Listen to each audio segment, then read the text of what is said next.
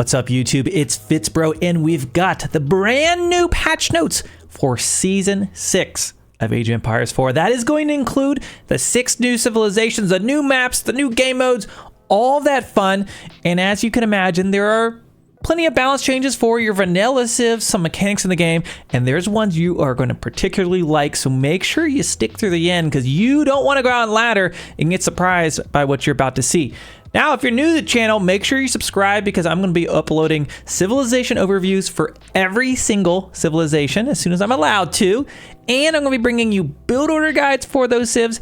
And I have a massive announcement on the way. Biggest thing that's ever happened on the channel. And I'm not just talking new DLC. So make sure you're paying attention.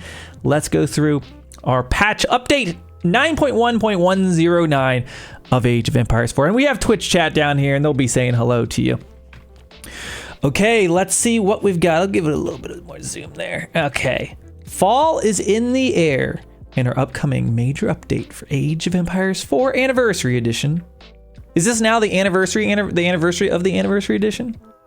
November 14th is stuffed with goodies. So this is coming out next week for y'all. We're cooking up a new ranked season, including a map pool rotation with a side of brand new maps. Don't forget to grab a slice of fun with our Fireside Festivities seasonal event. So there you go. It's fall if you didn't get the memo. Fill your plate with the change in the update, including 3 new maps: Canal, Gorge, and Rocky River. And you'll see those in a second, but I think you probably recognize those from some of your favorite tournaments. They're finally bringing us some of these to the ladder. Expansion exclusive maps join the ranked map pool for a limited time. Empire Wars comes to quick match, so you want to play Empire Wars, you've been enjoying watching those tournaments, you can now queue up with it. Walls are easier and simple to build, and this is probably one of my most favorite things. Wait till you guys try this out. It is awesome. You can just draw maps, walls right across the map, through gold, through forest, through your connecting to your allies' walls. It's awesome. Several updates to AI and plus balance changes and bug fixes. So those are the highlights. Really, stocks are up for wall connecting, and I'm telling you, town centers are about to get a major nerf. So stay tuned. Let's keep going here. So this will be released on November the 14th. Season 6. Snuggle up and get cozy with their fireside festivities. Come on, boo. Oh, snuggle up and get cozy. We're gonna read patch notes. Yes, complete and theme challenges to earn in-game rewards. Fireside Festivities runs November 14th through December... Okay, she doesn't want to snuggle up and get cozy. Through December 4th. Okay, there's your new portraits for all you pixel point collectors, late boomer bad fruits, etc., etc. Ranked season updates. Season 5 is coming to a close and Season 6 is on its tail. Season 5 will end on the 13th. And then rewards will be and this is the first time they've done this. Yeah, you'll get rewards based off of your highest ranked achieved. So don't be afraid to play ranked the next few days. It doesn't matter. You're gonna get your highest rewards. And then it looks like the new season will start on November the 15th. So this will be the day after the DLC goes live. So you can give it a try and then learn all. We'll come watch all my guides and then you can hit the ladder, right? And that's exactly what's gonna happen. Okay, map pool rotation. A new ranked season means a fresh change of the map pool, and we have some special treats. This update includes 3 new maps, which are immediately debuting on the roster: Canal, Gorge, and Rocky River. Now, a lot of times the new maps don't go right into the ranked map pool, so this is kind of a new thing. More about these new maps further on in the build spotlight section, so we'll see that in a second. We also have 4 new maps joining the pool from the Sultans Ascend expansion.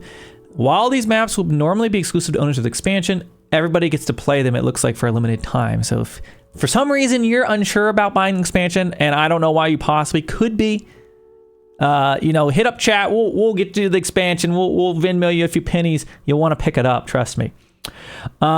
Quick match changes. The number of downvotes for maps of quick match has increased from 7 to 15. That's what we're talking about. I like that. Empire Wars is now selectable as a game mode for quick match. Okay, so there's that 1v1. Ranked pool: Dry Arabia, Canal, Cliffside, Golden Heights, Golden Pit, Gorge, Hidden Valley, Himayama, and Rocky River. So some of those new maps there. And then there's our team map pool as well. You can read through all of those. and build Spotlight. We'll get into those new maps here in just a moment. Okay, Empire Wars and Quick Match. So they've added that. Not much to explain there. You can queue up, play Empire Wars in Quick Match like you might expect. Okay, here's the new maps. Canal. You've seen a lot of these in a lot of the tournament play, so don't be too surprised. So this has a river right up the middle, or rather a canal, so you can build your boats. Of course, I can't tell from the way they've drawn this if there'll be a water crossing here, but I expect there will be, as that is how it's been in the tournament play. But oftentimes the official versions are different, so we'll have to double check back on that one. You've got Gorge. Nothing but an open land separates your enemies in the gorge. Above the gorge, to the side of the mountain, are small forests with plenty of resources. So there you go, going to have a little bit of a mountain feature. And then you've got Rocky River. New life emerges from dying remains of a once great river down the middle, stretching low across the valley. So there you're going to have some little ponds in the middle of the map. So those are going to be the 3 new maps that you can expect there in the map pool. The Mega Walls update. You guys are going to like this. Walls are now simpler and easier to place and utilize by players. From improvements such as better villager building logic and construction UI to completely new features such as linking to allied walls. Let me repeat that. You can link your stone walls or palisades to your ally walls. And I bet you're excited about that if you've played any team games and tried to build walls before. And a functional overhaul to gates. How you lay out your base and defend your civ will forever be changed. There's going to be more about that down below, but just know walls are going to get so much better to put. You can easily mine. You can wall in a gold mine. You can wall through the gold mine and it'll build it perfectly. And there's some changes to chop throughs. Stay tuned. Stay tuned. Town bell. Ding, ding, ding, ding. Now available at the town center. Ring the town bell to call all nearby villagers back to safety with the press of a single button. The town bell is fully compatible with Seek Shelter, and both methods of garrisoning villagers should share the same return to work hotkey. So in my experience, if you've played any other Age of Empires games, you know what the town bell does. You ring it, all your villagers seek shelter. I do, in past, we always kind of made fun at people that were like bell ringers, because it's like, you're not being efficient if you're garrisoning like all of your villagers every time you're getting raided, right? It's much better to select a few, hit G, and have them seek shelter if they need to. So I don't really think you should use the town bell most likely, but it will certainly assist players that maybe don't have all that APM. And it'll just be another tool in your arsenal. But I don't think it's really going to change the game for those of you maybe that are already used to the current mechanics, right? But if you get what I mean, if you're seeking shelter too much with the town bell, your villagers aren't going to be efficiently gathering. Okay, landmark and wonder resizing. You know, Twitch chat, I love you so much. We're gonna bring you. There we go. Look at that. We'll bring you up. I mean, look how they get to be front and center there. There. Landmark and wonder resizing. You're gonna like this too. We have increased the visual size of several landmarks and wonders to be more visually appealing. This is purely a visual change, and impacted buildings still take up the same amount of build space. That is not what I thought that was going to say, but it's basically scaling. Anyways, mods and content creator.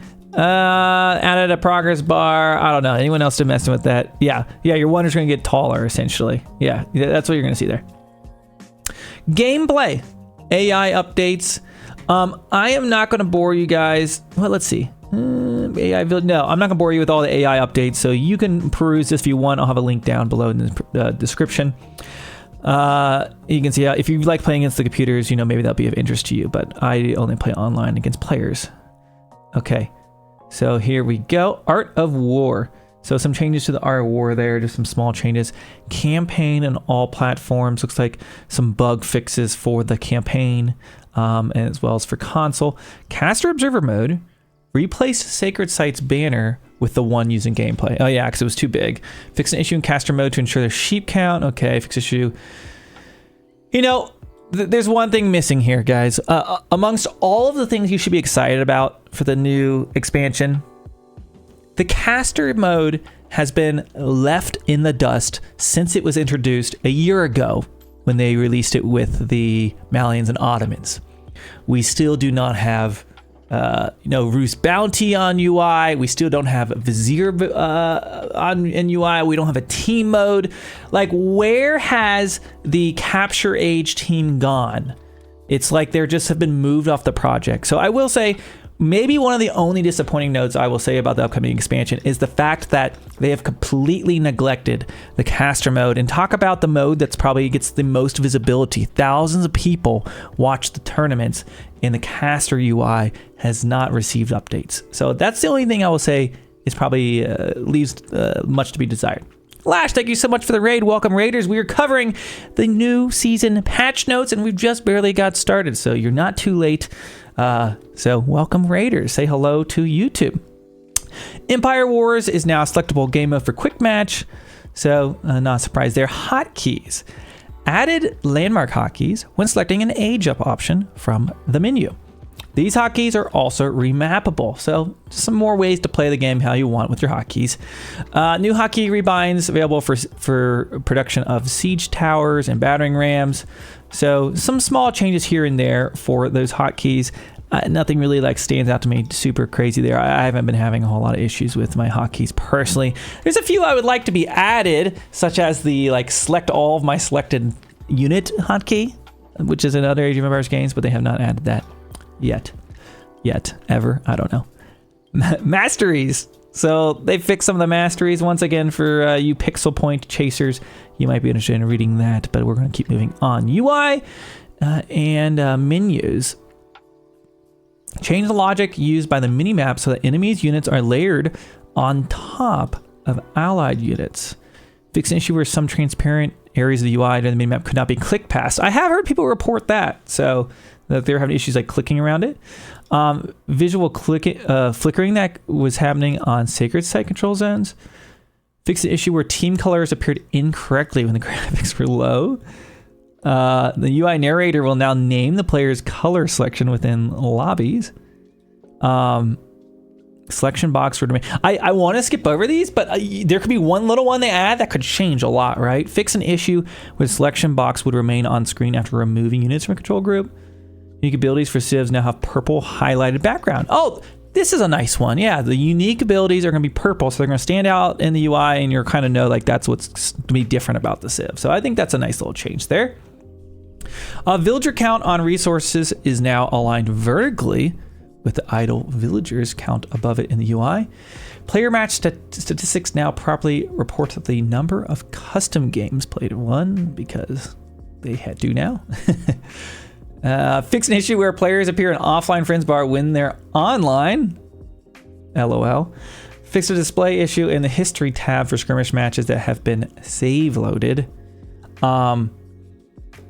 Crashes related to voice chat. A bunch of other little things. You want to download multiple map mods. Just a bunch of little things here for the UI, but players will only need to consent to download the final modded map. Okay. Fix some mod tooltips, preventing credits.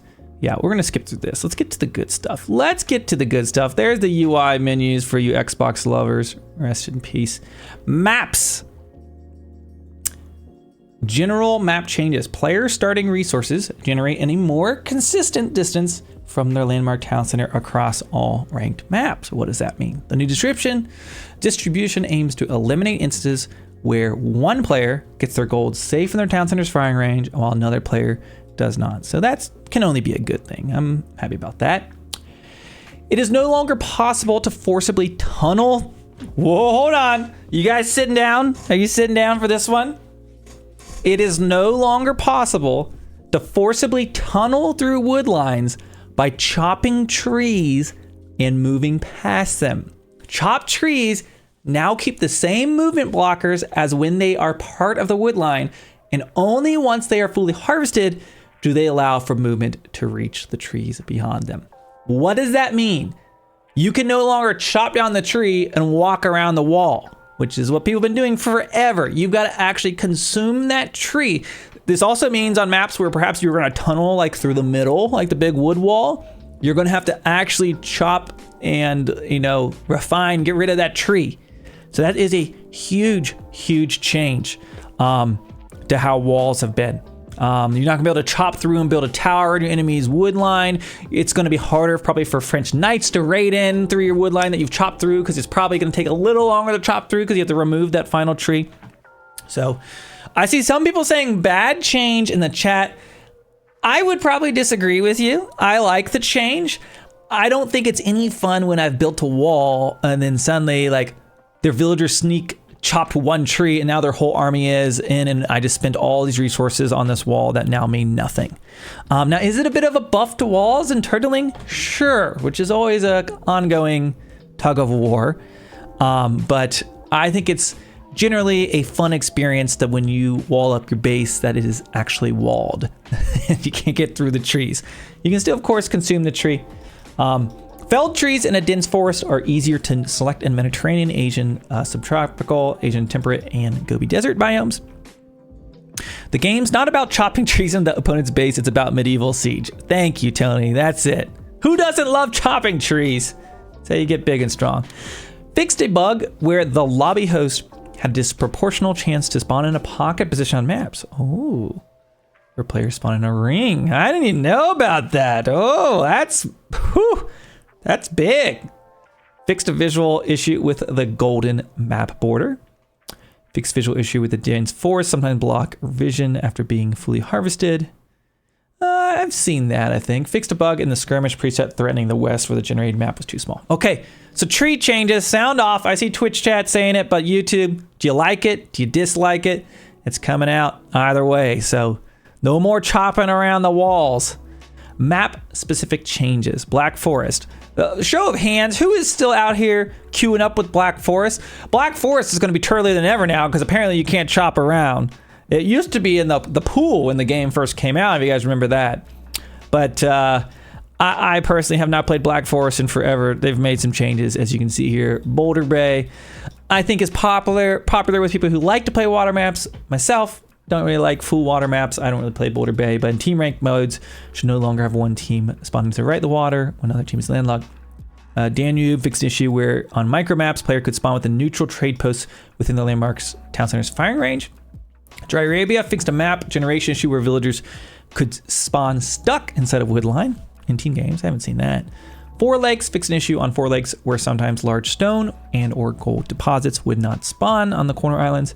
And Volcanic Island fixed an issue where deep water fish were not spawning evenly on Volcanic Island. That is interesting to me because I did think it was kind of inequitable the way that the fish would spawn at times. So no major changes here. Okay, balance and bug fixes. General changes and bug fixes. Okay, fix an issue where having a negative amount of stone prevented the repair of a wooden structure. Has anybody seen that bug? I've seen that one. Pretty goofy. Fix an issue where production buildings couldn't produce units after loading a save file. Okay, I don't think I've done that. Reworded the help text on blacksmith text that increased range damage to specify they apply to arrows and bolts. So I think that means like crossbow bolts, probably particularly. Fixed a crash. Ensured that displayed weapon range of keeps outpost town centers during placement matches the range display after construction. So that's good, consistently knowing the range of the buildings. Stealth units will now show the correct unique player color on team color while actively stealthing. It's a lot to take in. Fixed an issue where a unit could be visible at the edge of Fog of War but be unable to select. Oh, interesting. Fixed an issue where the benefits of some research text would be lost when loading a save game. Console only changes there. Villagers now drop off held resources before being reassigned by the villager priority system. And fixed a visual issue on consoles where landmarks would occasionally still show as standing when destroyed.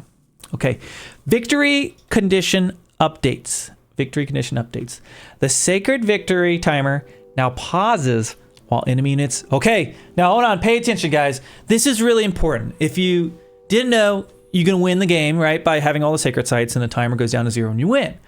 And in the past, there were these situations where, like, depending on who the first person who stepped on it, that you think your countdown's going down and then it pauses, or vice versa. And it's generally kind of been a little bit confusing to players if you didn't know how it works. But let's talk about how they've changed it.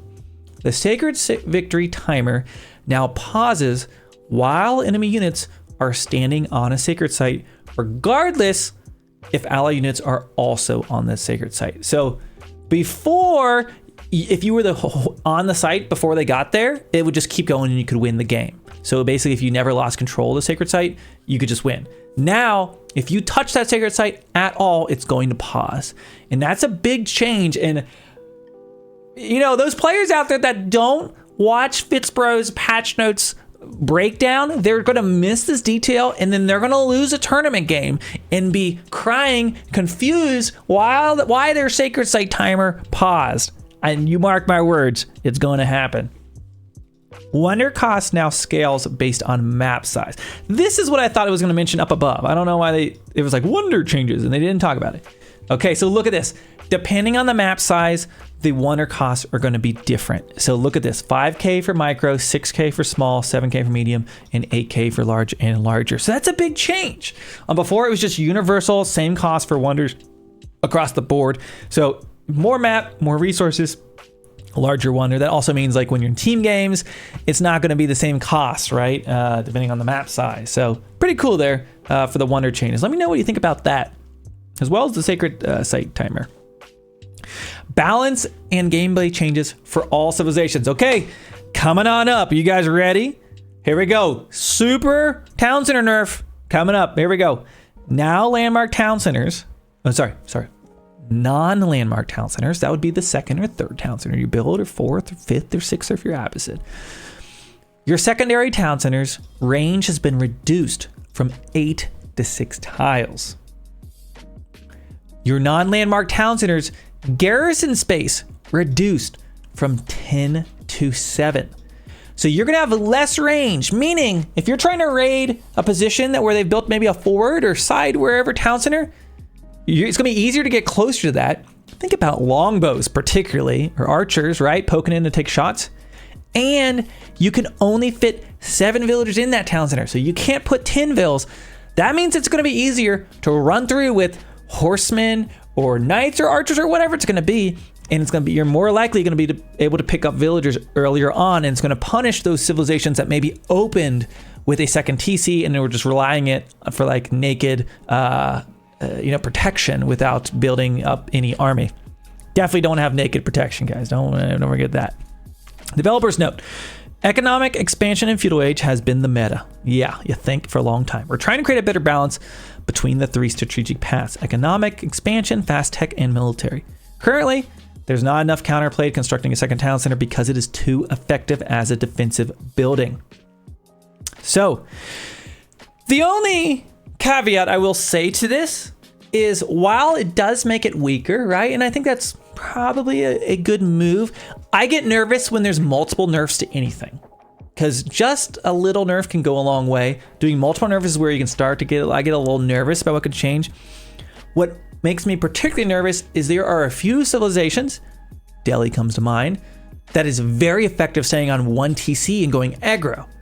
So in a sense, this just made those civilizations substantially stronger.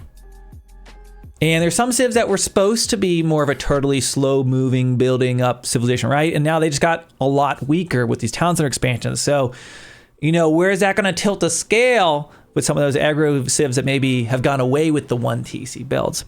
I guess we're gonna find out, right?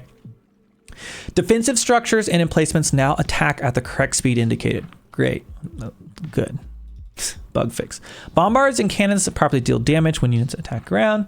When a villager constructs a drop-off building, so like a lumber camp, they will drop off any resource they are carrying before moving on to their next queued command.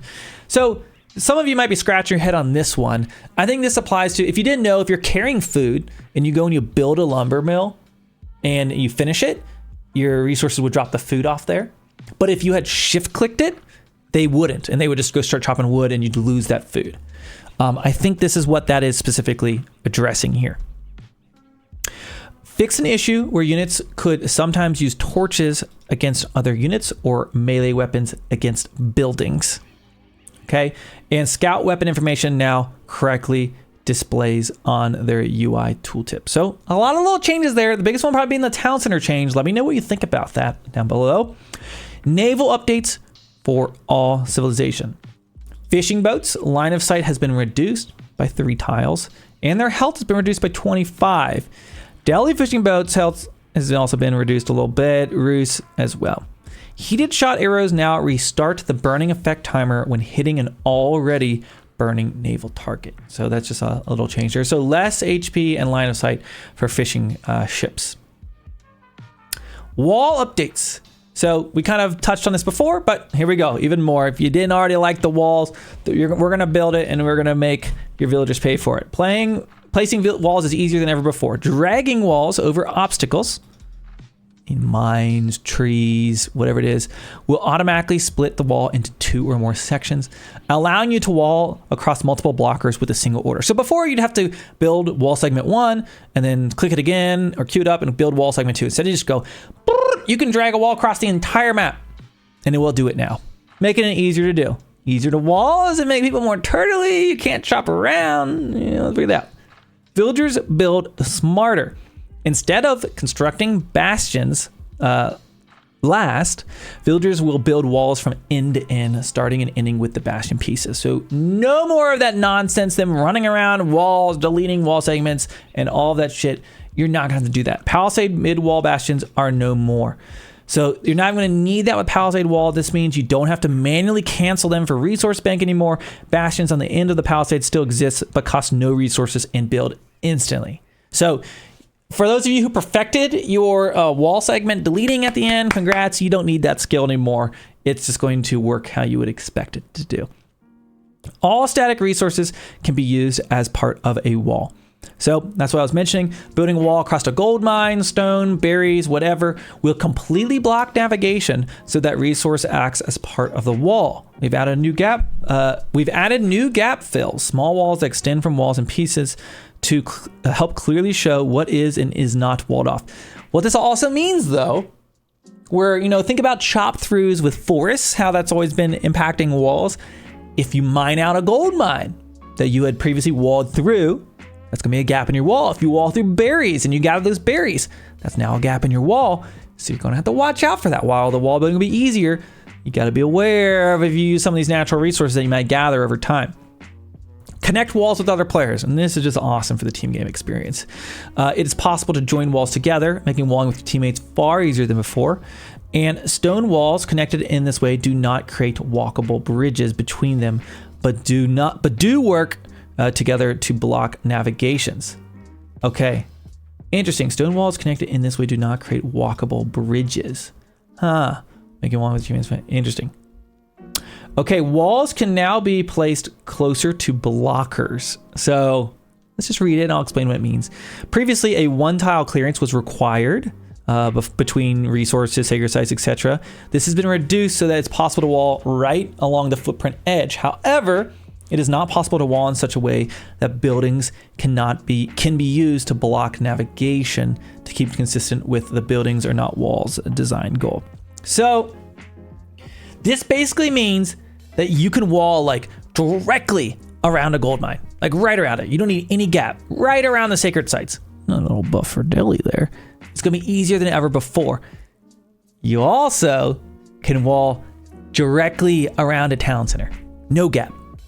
You can also wall your allies' town center directly in with no gap.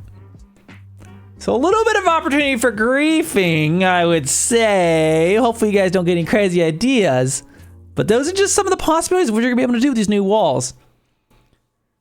Breaking a wall segment also breaks adjacent segments. So that's a nerf to walls, okay? So when you're sieging, this applies to wall segments connected horizontally. As a wall segment connected directly behind so that it's much higher impact to break through and hard to repeatedly re-wall the same segment. So it's going to break a bunch of wall segments instead of just one now. So when you ram down just one piece and you got to try to fit your army through, it's going to crumble a larger section of that wall segment. So that's going to make sieging a little more rewarding.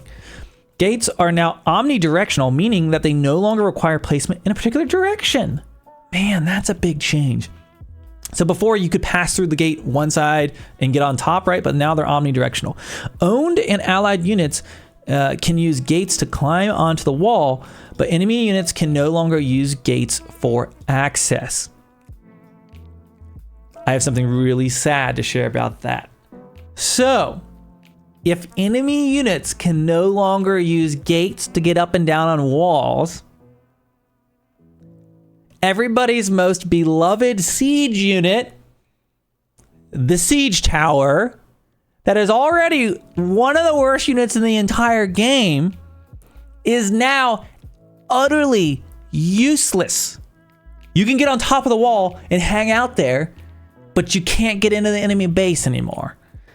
And that makes me a little sad. I was hoping they would bring the changes we all want to see to Siege Tower. They're adding the biggest Siege Tower in the game with the AoE, right? But now, if you get on top of the wall, you can't go down the gates. You're just stuck on top of the wall. I mean, you can shoot, you get more range, you can get those benefits, but there's virtually no reason to make a Siege Tower if there wasn't already. Not a reason, but that makes me sad. That makes me sad. F's in chat for the Siege Tower. That only Siege Towers get nerfed. What in the world is going on around here? Fixed an issue where units could move onto stone wall bastions after an adjacent wall segment was canceled. Walls no longer shift when terrain deforming structures are built near them. This fixes the segments popping to a tiered appearance. Okay, so the big wall changes, guys. A lot of wall changes. Sound off. Let me know what you think about all those. Love it, hate it, whatever it is. I want to hear about it. Civ-specific changes. The Abbasid Dynasty. Fixed an issue where the composite bows technology, that was in your House of Wisdom for your archers, right? Was giving less attack speed than intended for basic archers. So veteran and elite archers has been unchanged. A little bug there. Trade ships properly receive +5 fire and ranged armor. I never made trade ship, but after researching the armored caravan. Okay, there you go. Little change there for the Abbasid Dynasty. The Chinese added buff indicators to the UI for the Tang, Yuan, and Ming Dynasty bonuses. Imperial officials are no longer counted as idle workers while automatic task collection. That's nice, because that always annoyed me that like, quit telling me I have an idle Imperial official. I just want to know if it's a villager. So a nice little change there. I like that. The Delhi Sultanate added 6 new elephants. What? You know, everyone's hyped about the new Civ variants. I want a Delhi variant. I want new types of elephants we've never seen before. I hope we get it someday. Hussar Academy landmark. Fixed an issue where dock techs were not contributing to the food bonus granted by the Hussar Academy landmark. Building multiple madrasas, as the Delhi Sultanate will not while not having population room, will no longer provide 3 free scholars bonuses multiple times. I don't know who the heck was abusing that, or who was surviving to age 4 with Delhi in the first place. But there you go. Some changes for Delhi Sultanate. Yeah, let's go Bengals, Guzman. You know what's up. The English king can no longer be converted. Sad. I wonder if they made this change because they're probably making it so you can't like convert Joan either, because they don't want that happening. Malians. Traders that pass an outpost that is too close to generate tax will now display +0 gold, so you know that they aren't generating gold. That's a nice little UI change there for the Malians. The Mongols. Researching Pax Mongolica no longer causes outposts to be displayed as cubes on Xbox consoles or PCs. That's nice.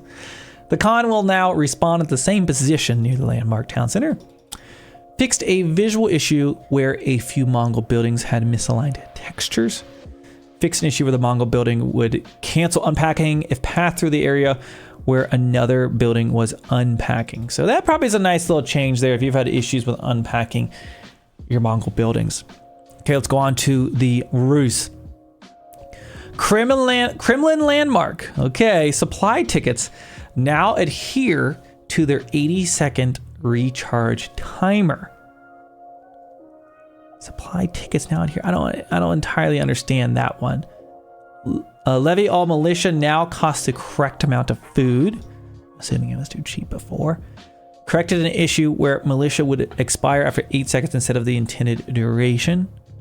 And warrior monks will now prioritize attacking over healing when used in patrol and attack move commands.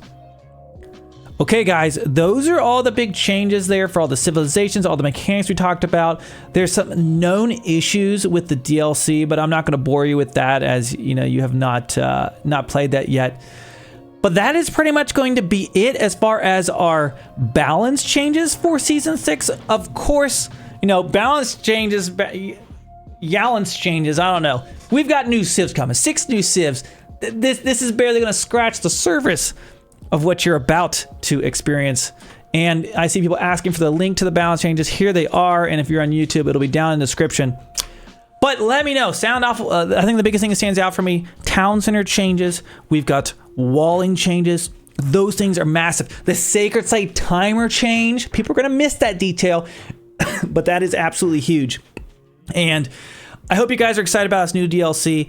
I cannot express to you how amazing it is. You're going to love it. It's really awesome. I can't wait to share some content with you. Be on the lookout on the channel if you haven't subscribed already. I'm going to be uploading all the breakdowns you need to get started with the civs. And then I've got a massive, massive announcement just on the horizon, but I can't share with you quite yet. So stay tuned to all of my socials. Let me know what you think about my new logo. We got a new logo. I'm giving it some love, but Twitch chat, we're going to keep going here. YouTube, thanks for tuning in, and I'll see you in the next one.